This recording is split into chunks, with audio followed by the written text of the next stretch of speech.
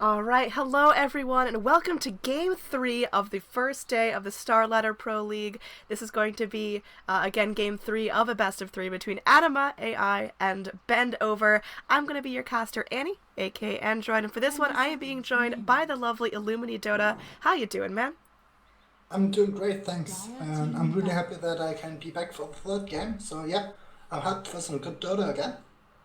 All right, good Dota indeed. We're starting things off with the classic Beastmaster Mirana that we saw be so successful in Game 1. So Anima are not messing around here. They're going with what they know, but Bend Over, we saw them be so successful with that Spirit Breaker last game. It had, I think 10, 1, and 7 or something at the end scores. So crazy, crazy awesome play by Hamada on the Spirit Breaker. Definitely one of his comfort heroes, and the Phoenix picked up once again. How are they going to utilize the Phoenix differently in this game as opposed to Game 1?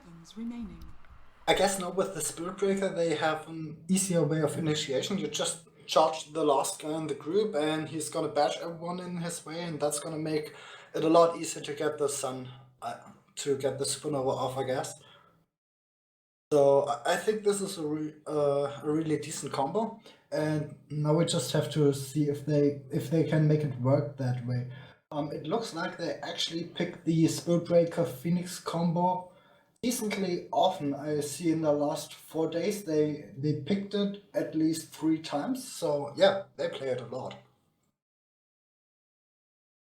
Yeah, and I mean, we haven't seen that combo just yet, but we've seen the Spirit Breaker, we've seen the Phoenix. Phoenix fell a little bit flat in Game 1, but damn, that Spirit Breaker, if they can get that synergy off, that's going to be crazy, crazy good. But with Mirana on the field, can she effectively shut down Spirit Breaker ganks? Well, the Moonlight Shadow is always gonna be a problem, but I don't think you can actually hit the or follow the Spirit Breaker with an arrow, since the arrow moves slower than the charge actually is. Of course, when you know who he's charging, or if he's charging you and you know the direction, you can try to shoot him while he's walking towards you. But I think at least the follow catch up when he's trying to get out, or you see him going somewhere else. I don't think you can catch him with the arrow. So All right, so it's Slardar decent. and Darkseer are picked up once again. So we are sticking with what we know here. Slardar, I'm excited to see again. He's been really hit or miss, and Darkseer gonna be applying a lot of nice lane pressure. Is he gonna be run in the off lane and then roaming and Beastmaster in the jungle once again, or are we gonna see some crazy lane rotations here? Yeah, I guess they're gonna go for the offlane slaughter again and pick probably another life stealer. Yeah, so is it worth Anima banning out the Lifestealer, or is it something that they can effectively counter? Well, the thing is, Mirana's not that squishy of a hero, and she can leap out when she's getting open wounded. So I think she's a really decent carry against the life stealer. Of course, Lifestealer can just rage to prevent the Starstorms, but at some point the rage is gonna stop, and then you don't have the burst for it anymore. But they go for the Phantom Lance. Interesting choice. Definitely interesting. I used to think of Phantom Lancer as exclusively a late game carry, but more and more I've seen him run where his power spike starts at like 20 minutes. He's just so effective in lane. I don't know if it's going to be the most effective up against the Mirana though, because again, she can just leap out. She's not going to get completely surrounded and destroyed by illusion. She has ways to get out of that, and the Starstorm should be pretty effective at cleaning them up. Yeah, when you have double Starstorm, that's the whole illusion wave gone. Like, you don't. It's a ranged hero, but she still has so much magic burst that I think until you have like something like a Skadi and a Heart on the PL, like, those illusions just gonna melt. All right, so with PL picked up, what else are they looking to combo this with? Are they throwing PL mid, or do they have something else up their sleeve? I don't know where they want to go for. It looks like they picked up a Queen of Pain together with a PL once, but yeah, they don't run it too much. I think Queen of Pain mid against Dragon Knight, she's gonna have a good time. But I don't see a really awesome synergy here. So I guess it's just a somewhat decent combination. Yeah, I think the Quap might be great here, but Dragonite picked up for the third time on Anima. Electric, having some fun with that. Last game, again, fell a little bit flat. He was up against a Windrunner that just kind of bullied him in lane. So is that something that Bendover can look at once again? Oh yeah, I would definitely like to see a Windrunner. She provides a really long duration disable, and yeah, long duration disables are always fun or good to have. And the other thing is like you're gonna need a ton of carry potential since they not only have the Starstorm AoE but also the Dragonite. As soon as he hits level 11, he gets free cleave or splash, and that just makes the Phantom Lance's life a lot harder. Yeah, so we'll see what's going to happen here. We're on to last ban, so you'd say Windrunner definitely worthy? Yeah, I definitely say give the Windrunner a shot. Also, the combination of amplify damage as well as focus fire is really good. So I definitely dig a Windrunner here. Alright, we'll see what goes down here. I think that might be the play here, but you did mention the Queen of Pain that I think could be great. She's very, very mobile, but I mean, Anima, they're lacking a little bit of lockdown, so I guess Quap could be a play. I mean, they've got the arrow from the Mirana, they've got the Primal Roar, but apart from that and the Dragon Tail, Quap can just blink in and out whenever she so chooses. Well, they have the Roar into Dragon Tail into Arrow. Like that's already a decent amount of lockdown in my opinion. 10 seconds remaining. That's fair enough, fair enough. Crystal Maiden as the last ban out, do you think that's what Anima were looking at? Not really. I mean, it gives the Mirana a lot of mana that she can just use the Starstorm earlier to farm creeps, but I don't think it's like that important part of 5 the seconds lineup. remaining. I don't feel like Queen of Pain would have been a threat at all. But they go with a Dazzle. That means a ton of armor for them. That's gonna be a lot of armor. Yeah, DK is gonna get so huge, especially when he has that weave from the Dazzle, but I don't know if Dazzle is gonna be enough here, because yeah, you can help someone survive a little bit, but what's to stop Bendover from continuing to just lay Phantom Lance or Illusions on you, continue to chase you down with a TA? The Shallow Grave can only keep you alive for so long. Yeah. I somewhat want to say the Dazzle is a decent pick for the side of Bendover. But I'm just not a big fan of Dazzle. I feel like the problem is that he lacks aggressive potential, and his saving heroes is nice, but when you lack damage and when you lack killing potential, you get behind, and then the rest of your heroes can't kill anymore, and Dazzle just, well, he can't. He can only keep heroes alive, he can't deal damage of his own. Then you keep dying and dying, don't really have that big comeback ultimate that supports usually provide. Alright, so overall lineup favorites. I say bend over once they start getting out of control, Animal's gonna have a hard time stopping them. But I do think Animals have the tool to deal with bend over in the late game when they do even. Okay, so you think it's going to come down to Bendover needing an early lead to really get themselves ahead? Yeah, I think that's gonna be important for them. Alright, I agree. I honestly just love Anima's lineup. I think Dazzle is... I think he's a great support. I don't know if he's necessarily great in this game, but we'll have to see. But we've seen Beastmaster just have crazy Primal Roars that set the pace of the game, and Mirana... she's one of those heroes that I think is just a little too OP this patch. That Starstorm is going to be disgustingly huge at taking out the PL. There's one really nice combo when you have a vacuum wall and you get 5 heroes. That means you're gonna create 5 illusion, and you can just use them to heal bomb with a Dazzle. So that's gonna be a combo that we might wanna see. But except that, there's no real synergy with the Dazzle. It's just a casual. We need a support. Let's get something to stay alive a bit longer. Alright, so without further ado, in game number 3, for the final time today, let's go ahead and introduce these teams. On the Radiant, on the side of Bendover, we have Panda in Disguise playing the Slardar once again.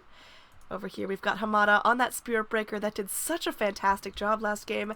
KK Zor is going to be on that mid Templar Assassin. Super Rudy on the carry PL. And Aria1234 on the Phoenix. How's the Dire looking? On this side of Animal, we are gonna have Electric on the Dragon Knight. Reloaded's gonna play the Mirana. Volt will be on the Dazzle, and Zinsan on the Beastmaster. And last but not least, in the offlane, we're gonna have Quonk on the Darkseer. And what I really like is that they cut some trees down with the Quelling Blade so that the ward gives more vision, and it's easier to spot out rotations. Yeah, it's also going to help Mirana set up a hell of an arrow. Looks like she's going back to, well, no, okay. No arrow. She's got bigger things in her mind. She's going to block, anticipating not a whole lot of trouble. It's going to be a 1-1 rune exchange. Just Radiant focused on the bottom. And they already spotted the rotation with that nice ward. So they definitely know that that bent over placed ward here. Yeah, so mid lane, there could be a couple ganks coming out as well, Dazzle going to be spending a lot of time here. Just going to leveling Poison Touch first. Aggressive Dazzle build to the max. Going to try to take out as much of TA's health as possible, but is that really... It's just to get the damage over time against Refraction. It's really annoying for Templar Assassin. Is Dazzle going to really suffer from not having that early point in heal? No, I don't think so. And it makes the lane a lot easier, since every time you use Refraction, you just lose the defensive charges immediately thanks to the damage over time. Alright, so Volt going to be helping out this mid laner quite a bit, making Templar Assassin's life just a little bit hell, burning those refraction charges like it's absolutely nothing. Yeah, and they're already spotting the Spirit Breaker as well, so they have perfect vision on him. So I guess he won't be able to get that sick ganks off like in the last game. Well, he's going to be trying to go through. They got to charge onto DK. How far back can he get before it becomes a problem? He's going to be trying to just go 1v1 with a Spirit Breaker. Shouldn't be too much of a problem.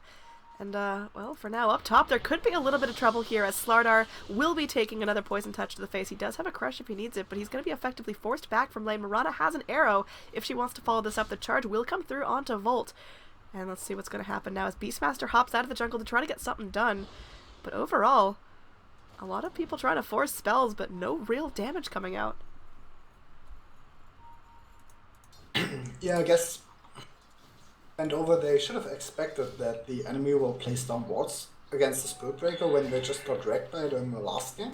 And yeah, I would have loved to see some sentries on their side just to try to devert. And if they could have gotten those wards, like Spirit Breaker could have had free reign, but right now he's just running around without really doing anything.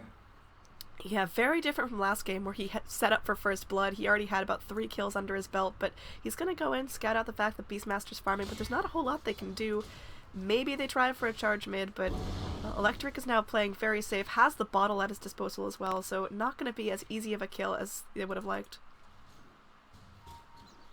I guess Spirit Breaker is just trying to sap some XP. Oh, down bottom. This will be the first blood as Darkseer will end up going down to the Phoenix, just getting trapped between a rock and a hard place, taking an Icarus dive as well as a full duration Sunray. And Super Rudy goes in, gets that Phantom Rush and just charges right at him, munching him to pieces. So overall, Darkseer, he's going to respawn, he's going to head right back into lane. But mid lane, this could be equally ugly as Electric has to back off here. There's no more mana for him to do anything and charge back up in 5 seconds. We'll see how fast he wants to push out. I guess they just wanted to give Templar Assassin a little bit more space, so there were more last hits. He had really a rough time, but yeah, thanks to the rotations, like, she got her last hits now, and yeah, she's gonna get her levels. They didn't stack Ancients though for her. I'm a little bit surprised about that. Oh, Spirit Breaker with a nice juke around the arrow, making sure he's not going to get stunned up for now. But Mirana getting some unbelievably nice free farm. Slardar, he's waiting here, open jaws, going to look for a crush, but not really able to go in for anything just yet. He is a melee against a range hero who can run away, so going to be pretty tricky there. Spirit Breaker looking for something. Goes in, just getting some casual harass onto Volt, but low kill potential all around in this tri lane. Yeah, not really. That's the problem with the Dazzle. Even when you get 1 point in Poison Touch, it's a really weak slow, in my opinion, and yeah, it just lacks kill potential. There's no real stun, and Beastmaster's still jungling, so yeah. Animals, they lack killing potential completely. Yeah, I mean, we see there the charge initiated and they got the bash in the Mirana, but Slardar just wasn't quick enough to go in with the follow-up crush, so Unfortunately, nothing really coming out of that, and Mirana continues to free farm. She's doing decently well in terms of last hits, but our overall leader, in fact, is going to be the PL down here in the safe lane. He's getting what he needs to out of the lane, but what does that really get him? Does he have great kill potential after 10 minutes of farm? The problem that I see for him is that his illusions just get bursted down, and even when he has a diffusal blade, he won't be able to do too much. Yeah, I mean, for now, it looks like he's picking up the Iron Talon. He's got the bottle. He's saving up. What is his first big item going to be? Does he go straight Diffusal, or does he pick up drums first? I think he's going to go for an Aquila. Drums got nerfed a lot, so Aquila is more the choice now. Alright, so we've got DK doing his best here in lane. He got stepped on just a little bit in terms of farm, but he's keeping up a little bit better than last game where Windrunner just completely shut him down. There's going to be a charge here underneath the tier 1. How deep does he want to go? The arrow breaking the charge at the last second. Mirana does not want to get bashed up, so arrow leap into trees. Now they could turn things onto the Spirit Breaker. That will be the cause. Now he's trying to TP away. Do they have the damage? They do. Great job there. Great reaction by the Mirana. Beastmaster rotating in as well to help out. So Spirit Breaker, very, very different game from last time. Yeah, and he's still only level 2, and that's the problem with the Spirit Breaker. When you don't find your levels, you're always going to be charging slow, your bash is going to not do much. It's problematic, and I mean, the Beastmaster is already level 5 right now. He's going to have Raw up really soon, and yeah, he will be able to get constant kills with the skanks. Oh, they're gonna go through the leap away. They do have the charge connecting, but now they're underneath the tier 1 tower. They get a nice bash on that hit from the Slardar, but can she really do anything? The Shallow Grave comes through. There's the Dazzle Boy doing what he can. Looks like the Fairy Fire will be consumed by the Slardar. He might end up living through this. A couple more hits from the Dazzle will do the trick, but no. A nice bash up, negative armor capped out, and Hamada might end up trading his life for this, making sure the Slardar lives, but Slardar actually sticking around. What is he doing? One more hit could have completely taken him out. In the end, Spirit Breaker does end up going down to the Dazzle damage over time. Bottom lane, however, they might end up getting a nice trade here, as the Darkseer will fall to the Phoenix Beam. Yeah, and I guess Dazzle's gonna be another kill. Spirit Breaker has a TP, and he can... okay, Dazzle backed out. Like, there was still the Amplify going, and when he would have gone for it immediately, he probably could have gotten another kill. I guess it's fine. Well, mid lane, they're going right back to harassing the DK. Psionic Trap will trigger. He pops into Dragon form, gets a bash up. The Psyblade's doing some work, cutting right through him. The Dragon Tail comes through. He doesn't have any more mana for a Breathe Fire, but they don't have the damage to go in and siege him so deeply. Even with only 1 point in that Dragon Blood, it's adding a whole lot of health and armor and making him that much harder to take out. There's no Melt Strike yet on DPA, but at least she has a decent Ancient stack, so... Okay, I'm just making sure that was a mistake and the GG wasn't called out at 7 minutes on an even game, but... yeah, sometimes you just mess up your chat wheel. Yeah.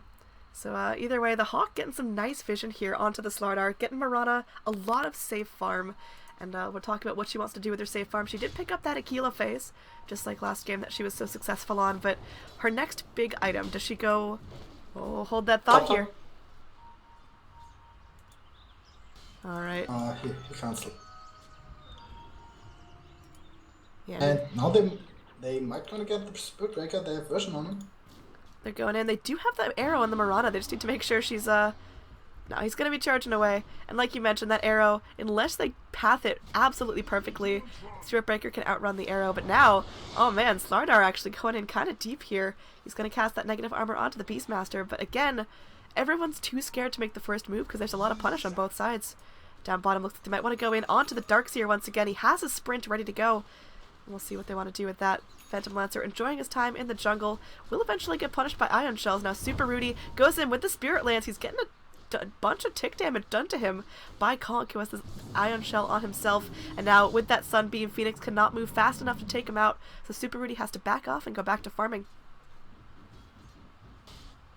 How's TA looking? She has a ring of Aquila, 300 gold, but a really big ancient stack, and as soon as she found that, that's gonna be a huge burst of gold for her.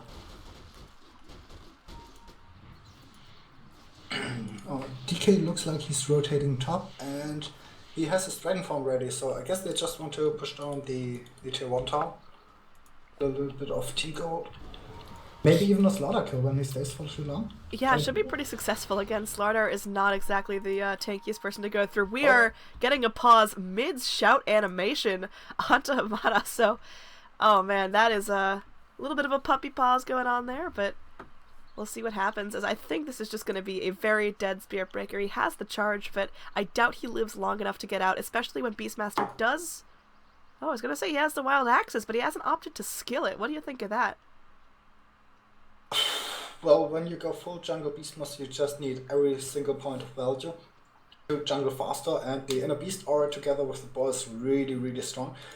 Since the armor types got changed in the last patch, and therefore the boar deals double damage to jungle creeps now. Alright, so it looks like Spirit Breaker, his fate will be sealed. He actually ends up getting the charge out. The arrow, not fast enough. He is able to deny to neutrals. And now it looks like Beastmaster might pay the ultimate price for this, but the poor, the slow, doing what he can. Slardar will end up crushing up, taking out some neutral creeps, but another boar getting more slow onto that Slardar. Meanwhile, the tower will be the ultimate sacrifice, so the Dire are able to get something for their trouble there, but do you think there was anything the Beastmaster could have done to prevent Spirit Breaker from getting out there? No. Absolutely not.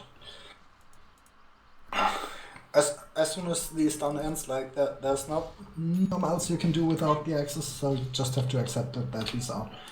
Finally, they scouted the ancient stack, but they don't really have a way to kill it. So I guess they might just want to contest it when TA tries to farm it up. Moonlight Shadow will expire. Not a whole lot coming out of that. Looks like they were maybe trying to go in and take the ancient stack, but like you mentioned, there's no real way to do so. Instead, they're going to settle for applying some pressure to the tier 1 mid, and at this point, can Bend over deal with this pressure? Are they just going to lose too much map advantage before they can really come online? The problem is Spirit Breaker doesn't have any levels, there's no Nether Strike up yet, and they use the smoke. That was very much in vision of the Dire team. They know exactly what went on there. It looks like the Courier will be getting out alive. There is going to be a Primal Roar connecting, and now Volt, he's going to be shallow graved up. He's trying to run for his life. That's going to be a self-grave. He may have to pay the ultimate sacrifice. In fact, he will. So it looks like Volt ends up going down. The Radiant do make a successful hold for now, and TA, without any time to lose, has to take these ancient stacks as quickly as possible. Yeah, Spirit Breaker really needs to stay in the experience. With the Dazzle kill, he got about more than a level just out of it, so he's definitely happy about getting some XP. And yeah, but when he gets this level 6, they can finally do more stuff in team fights. Alright, so everyone needs to pitch in to help TA take these ancients. The tank is being split all over the map. There's too many dinosaurs walking around, and well, for now, it looks like they may have to back off. The arrow comes through, so Mirana, she knows exactly what's going on. Meanwhile, in the backline, Slardar tries to get out with his life, gets a nice crush onto 2, but the Starstorm comes through. Mirana gets a kill onto the Slardar to start things off. And now, okay, he's stuck in the trees. Mirana is able to gobble her way out of that with the Quelling Blade, and it's going to be at least a tier 1 tower in favor of the Dire on this one as they get the Slardar down. There's no real zoning presence. So it looks like TA, she tried to take her ancients so hard, but she ends up losing one of her cores and her tower. And what could be the rest of her ancients. Oh no, they can maybe take it. Yeah, I mean, they DK... still don't have the level 11 on DK, so no cleave for him yet. I mean, Phoenix is trying to do what he can to prevent this, but I think at this point you just got to accept that your ancients are gone. Unless you charge into everyone, get Primal Roared up and brought down. Oh, Spirit Breaker. His heart was in the right place, but he just did not get out alive. The wall comes through trying to zone back the TA to make sure these ancients go in favor of the Dire, and they will eventually go into the jaws of the DK unless he wants to back out right now. Which looks like it could be the play as the sprint comes through from the Slardar. He's looking for the crush, but with no blink, it's going to be very hard to catch up that DK in dragon form. And they don't have detection. Oh. So it looks like bent over. They do have the problems with buying enough detections again. At least there was a sentry close to the ancients. At least they could have spotted them when they tried to re-engage, but still. They need to constantly have dust at this point so that they can just dust up the whole team during the team fight and then get them low. The problem is, when the team starts to run away and you had your sentry drop, you need to drop a second and maybe a third sentry, and at that point it just wasn't worth Super it all. Rudy might be biting off more than they can chew bot lane. They're looking for the Primal Roar. They have 16 seconds on it, but there's 4 Dire heroes. Man, PL has to be very, very careful now. He's hugging tower, going to be hopping back towards the jungle, so he will get out safely, but that could have been a very bad story for the PL. So I feel like we are pretty much back into the game 1 with bent over. A little bit lacking in the terms of teamfight department. They pretty much only have the supernova and maybe one of those wonderful charges through the whole team, but you have to be able to get them, of course. And yeah, unless you have that, like, you don't really have any teamfight ultimates, and that just enables Animal to group up and force down your towers. And that's exactly what they're doing here. They're going in. They've still got a decent amount of duration there on that level 9 DK ult. And oh man, the Primal Roar goes through. They are stunning up, locking down Spirit Breaker. I don't know if he gets out alive out of this one. He's getting healed up with the Phoenix, but it's not enough. He will end up falling to the Mirana. She's feeling pretty good this game. Beastmaster as well. Nice Primal Roar, stopping him right in his tracks, but it was actually the Dragon Tail that canceled the charge. Now Super Rudy in some trouble. There's going to be a zip in. They've got the Doppelganger off. They're going in, focusing down the eggs. So Phoenix will lose his life. Nice crush from the Slardar, connecting onto a bunch. Now a pause comes through as Slardar runs for his life. Super Rudy, he's alive for now, but without the Spirit Breaker, without the Phoenix, it's going to be a very grim fight. They've got the TA, but she's just not hitting hard enough. She's going for the Desolator, but doesn't even have her first item completed yet.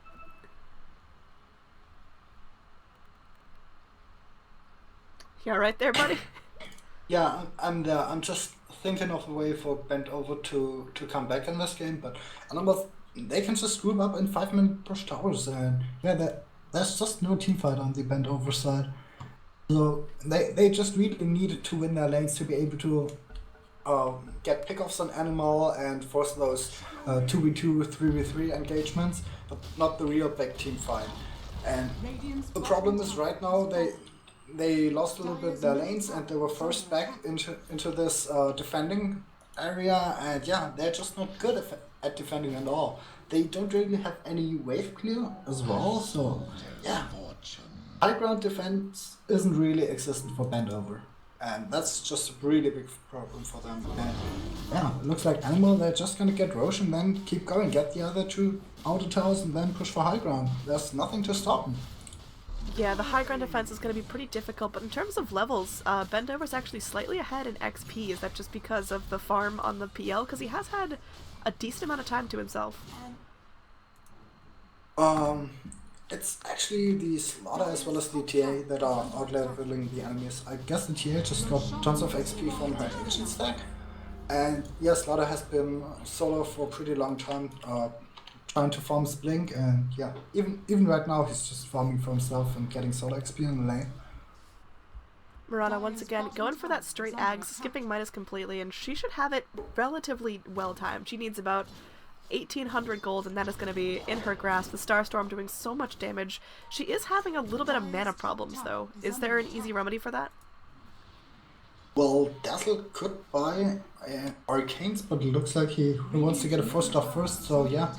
Again, the problem, I would have loved to see some Arcanes on the support just to enable the team to spam out his spells more. But guess they didn't want to go for it. I mean, Darcy has Arcane, so it's somewhat okay. Not ideal. Alright, the final tier 2 mid is going to be down. They're moving on to the tier 3s. They're just going all in. Phoenix, yeah, he's got to die, but he's now out of mana. Doesn't even have his ultimate if he needs it, and, well, he may end up needing it very soon. The Crush connects onto one, but it's just a DK that can easily tank tower. He's not feeling too scared by that, and, well, Animal, they're just going to reset and get ready for another siege. So they do have another Supernova, and now's the big question, can they get a perfect Supernova off? Can they get the stun? Or they're going to try. They're going in. The Supernova on the back line's pretty well placed. The Moonlight Shadow comes through as well. Everyone taking a lot of damage. The Vacuum Wall comes through. Great job there by the Darkseer, but now with the explosion, they might be able to get a couple kills off of this. The Sunray doing some serious damage. He's trying to Icarus dive away, but just the Phoenix Illusion might end up polishing him off. He's burning. He's getting so low. The Dragon's Breath will end up doing the deal, taking out the Phoenix here after a very well placed ult. TA is still down. No buyback. Spirit Breaker, same story. PL going to be left alone here with the Slardar to deal with this. Phoenix buys back, trying to hop into the fight, but really what can Phoenix do? Just a bird with a Sunray. Getting a decent amount of damage there onto the DK. The Crush comes through as well with everything. keeping him relatively healthy. He's got the armlet, he's got that HP, he's got that sustain, and now with a charge in, they are going to get a nice bash in with Mirana, but it looks like she can just leap out. In fact, Slardar just getting completely chunked down by that Starstorm. That's not even an Axe Starstorm, that was just a Q. And this could be getting kind of close to GG. The kill score, only 4-10, but it feels like Anima, they've just got such strong momentum, and it's only going to get harder as there is now going to be super melee creeps walking down mid. Yeah, Bendover, they finally got the combo that they wanted. The Supernova into a Spirit Breaker charging through the whole team so that they actually couldn't hit the egg. And they got, I think, 3 or 4 men stunned with the Supernova as well, and everyone took the burn damage. So it was a really, really nice combo. The only problem is it's too late. Like, they already lost so many towers, they lost the Aegis, therefore the enemy team had so much gold advantage, they could just fight through it. And that's exactly what happened. They needed to get this combo 2 team fights earlier, and then I guess they could have stayed in the game better, but yeah. They were just too far behind to make even the perfect execution count enough. Alright, so TA once again having some disconnect issues, and hopefully she hops back in, but the TA with a Desolator and boots and an Aquila, can she even get back into this? It's really rough. It would require Animal to throw really hard. The problem is DK. He's sitting at, 24 armor right now. When he activates the armlet, he gets another 5. That means 29 armor for him, plus the Dazzle Brief. You don't even have enough minus armor to get him to the 0 armor mark, and yeah, that means you just don't have really the amplification of your damage to hurt the DK.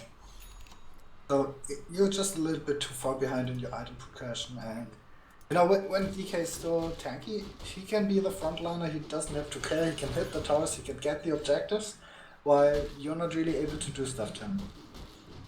PL feels like he's falling a little bit flat here. He's sitting on the Blade of Alacrity, so either going into a Diffusal or just going straight into the Yasha. So how does he get himself back to relevant? He's 5th on the net worth chart. It feels like he is just not a scary force to be reckoned with, and as Mirana picks up her Ags, it's only going to get easier for him to get shut down. How does PL make himself worthwhile? Well, he got the Diffused Blade, and that's the highest DPS increase item that you can buy on the Phantom Lancer, so he's pretty much in desperation mode. He will be squishy, but at least his illusions will do stuff. The only problem is the illusions will get cleared up too fast. That's what we already talked about in the draft. There's way too much magic burst and even the Dragonite Cleave there. So it's gonna be hard to make those illusions count. Yeah, mid lane, TA tried so hard, but just didn't get anywhere. Now, TP out from the Spirit Breaker underneath the ghost of his tier 2. It's a really abysmal game. If you're bent over, it feels like you're just kind of cowering on your high ground with no real comeback mechanism. Like we mentioned before, none of Bendover's heroes really thrive from sitting there and holding high ground indefinitely. They all want to be out, they all want to be initiators of their own, and you know, PL, he's trying his best to split push, actually getting a decent amount done, but is it really worth a whole set of racks? Well, they can't defend, they just can't do anything against them right now. The Spirit Breaker just didn't get anything done in the early game, and they needed to make him do stuff. But yeah, Animals just had those amazing wards that they even cut trees for, so that they could just spot at every single Spirit Breaker rotation.